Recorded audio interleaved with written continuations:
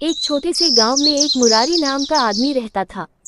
मुरारी बहुत ही चालाक और शैतान व्यक्ति था जो हमेशा दूसरों को नुकसान पहुंचाने की साजिश करता रहता था।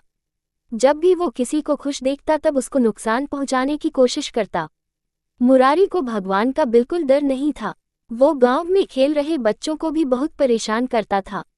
जब बच्चे बाहर खेल रहे होते थे तो उनको चुपके से आकर मार देता और जब वो अपने माँ बाप को बुलाकर लाते तो बोलता कि मैं तो बच्चों के साथ बस खेल रहा था। एक बार उसने बच्चों को कमरे में बंद कर दिया। सब बच्चे रोते रहे और वो आराम से भर बैठा रहा।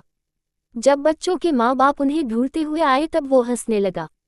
मुरारी को हर बात बस मजाक लगती थी।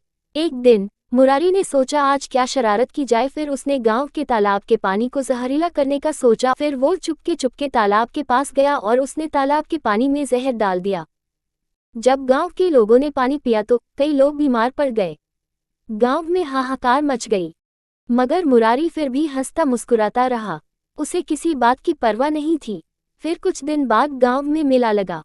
मुरारी चुपके से मेले में बम लगाकर भाग गया। बम फटने की वजह से मेले में आग लग गई। लोग बेहोश हो गए, कई लोग जख्मी हो गए। लोगों में हाहाकार मच गया। कुछ दिन बाद गांव में एक साधु बाबा आए। उन्होंने गांव की समस्याओं के बारे में सुना और मुरारी की शैतानी हरकतों का भी पता चला। बाबा ने कहा, मुरारी को बुलाओ। जब मुरारी आया, बेटा, जो तू कर रहा है वो सही नहीं कर रहा। तेरा दिल काला है। तुझे अपनी गलतियों का एहसास होना चाहिए। बाबा जी की बात सुनकर मुरारी हंसने लगता है।